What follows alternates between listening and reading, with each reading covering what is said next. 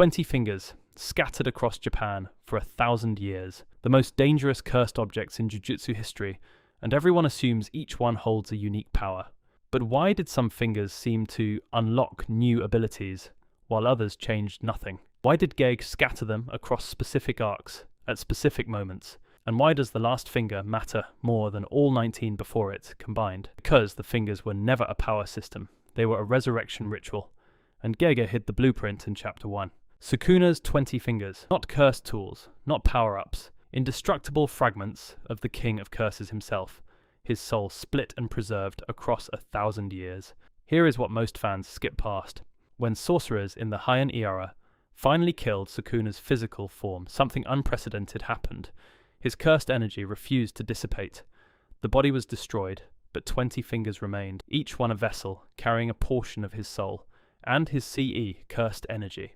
In Japanese Buddhism, the remains of enlightened beings are called sharira, physical relics that retain spiritual power long after death. Gege inverted that concept entirely.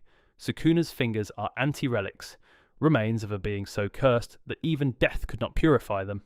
Chapter 1 classifies them as special grade cursed objects, not because of what they do, because of what they contain. And here is where it gets dangerous. The fingers do not just sit there holding power, they pulse with intent. They attract curses, the way open wounds attract infection, passively, constantly, and with escalating intensity over time. No known jujutsu method can destroy them. Not flame, not exorcism, not domain expansion, nothing. The fingers did not just store Sukuna's power, they stored his will. Each one is a seed of consciousness, not dead matter, dormant intention waiting for a host. That indestructibility mirrors Sukuna himself. His technique refuses limitation. His ego refuses death. Even his corpse keeps evolving. 1,000 years of jujutsu sorcery. Generations of the strongest clans in Japan. And nobody could destroy 20 fingers. They could only contain them, guard them, hope nothing went wrong. But containment was never the plan. Because in Chapter 1, a kid with no cursed energy and too much heart does the one thing no sorcerer in a millennium dared to do. The first finger, swallowed in a school hallway, in the dark, surrounded by curses. The moment that turned Yuji Itadori from a normal kid into a walking time bomb. Yuji's grandfather had just died. He had barely processed the grief before curses descended on his school, drawn to the unsealed finger, like predators to blood. Megumi was down, his friends were going to die, and in that chaos, Yuji made a choice. Not tricked, not manipulated. He chose to eat the finger. That detail matters more than most fans realize. Binding vows in Jujutsu require consent. Yuji's willing consumption did not just activate Sukuna's power, it created the spiritual contract that made him a viable vessel. Gege made the protagonist's defining act a choice that dooms him. Chapter 1. Page 1 of Yuji's tragedy.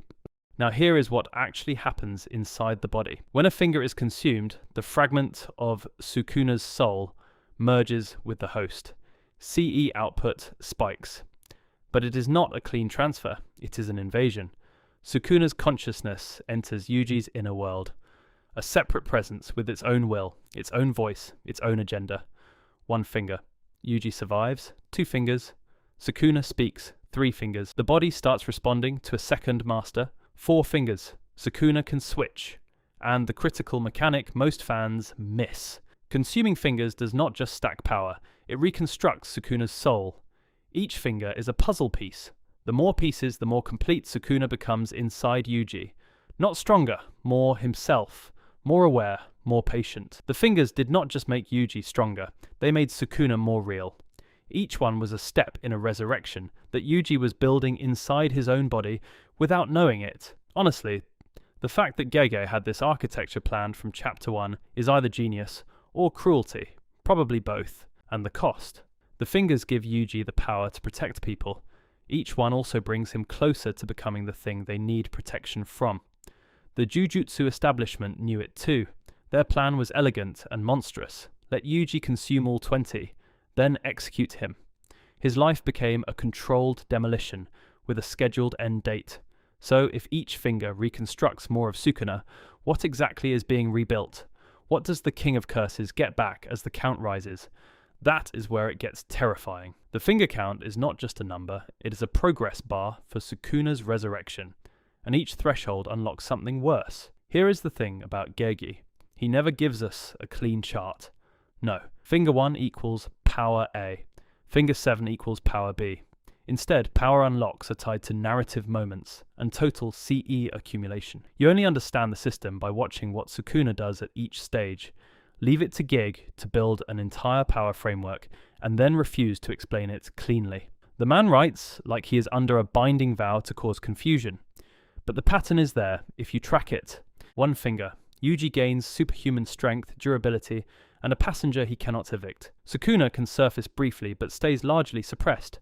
A threat on a leash, 2 to 3 fingers. Sukuna's cursed technique, his CT, becomes accessible when he takes control. Cleave and dismantle.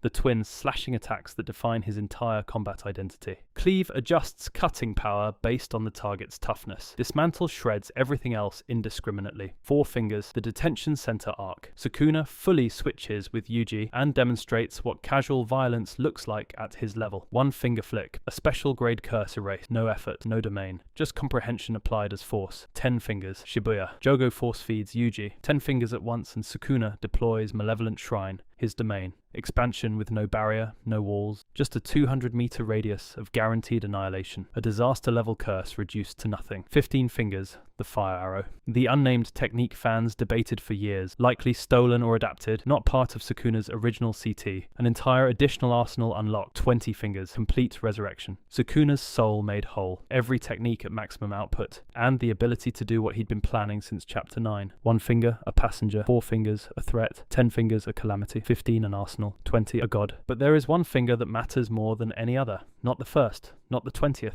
The one that lets Sukuna stop pretending Yuji's body was ever the destination. The 20th finger, the final piece. Not just the last fragment of Sukuna's power, the keystone of a 1,000-year plan. And this is where everything clicks into place. Sukuna never needed all 20 fingers inside Yuji. He needed all 20 consumed, period. The distinction is everything, because once Sukuna's soul reached critical mass, he did not need Yuji anymore. He needed someone better. Someone whose body came equipped with a technique worth stealing. Megumi Fushiguro, the 10 Shadows user. Sukuna's interest in Megumi was never random. Go back to chapter 9. The very first time Sukuna surfaces and sees Megumi fight, he evaluates him, not as an opponent, not as a curiosity, as a future vessel. Every interaction after that, every time Sukuna spares Megumi, watches him, tests his potential, was a predator circling prey with infinite patience. Chapter 212. The moment Sukuna incarnates into Megumi's body, the single most devastating panel transition in the series, and suddenly the math becomes clear. Sukuna did not just collect his fingers to get stronger. He collected them to get a new body. The fingers were never about power, they were about position. Inside Megumi, Sukuna gains 10 shadows on top of his own cursed technique. 2 inherited techniques in one body.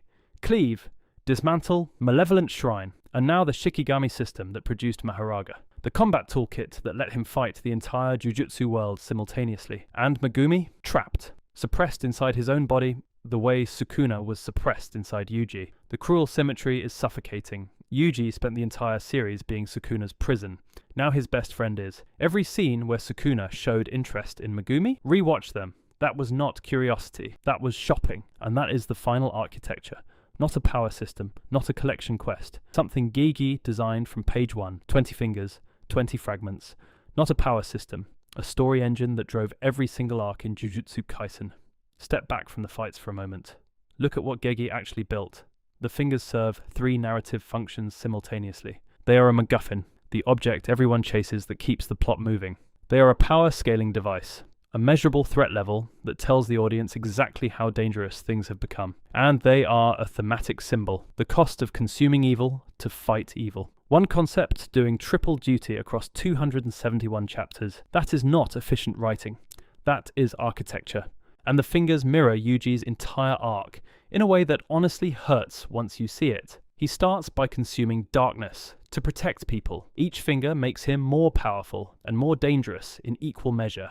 The system itself is Gege's central question given physical form. Can you take an evil without becoming it? Yuji's answer across the whole series, yes, but barely, and not without losing almost everyone he loved along the way. The first finger Yuji swallowed was an act of heroism. The last one consumed was an act of inevitability. Same gesture, completely different meaning, and that is the real weight of the 20 fingers. No character escapes their gravity. Not Yuji, not Megumi, not Gojo. Fingers are the narrative equivalent of malevolent shrine. Everything in the story falls within their radius. Every arc, every death, every betrayal, all of it orbiting 20 indestructible fragments of a king who refused to stay dead. A resurrection ritual disguised as a scavenger hunt. That's what the fingers always were. The Jujutsu world thought they were managing a containment problem. Guard the fingers, control the vessel, execute him when it is done. Clean and simple. But Sukuna knew the truth. Every sorcerer who guarded a finger, every plan to collect them, every decision to let Yuji swallow one more, all of it fed the machine. The king of curses did not escape his prison. He was delivered, hand-fed. Piece by piece. Which finger moment hit you the hardest? Drop it below. And if you want breakdowns that go deeper than the surface, say subscribe. We are just getting started.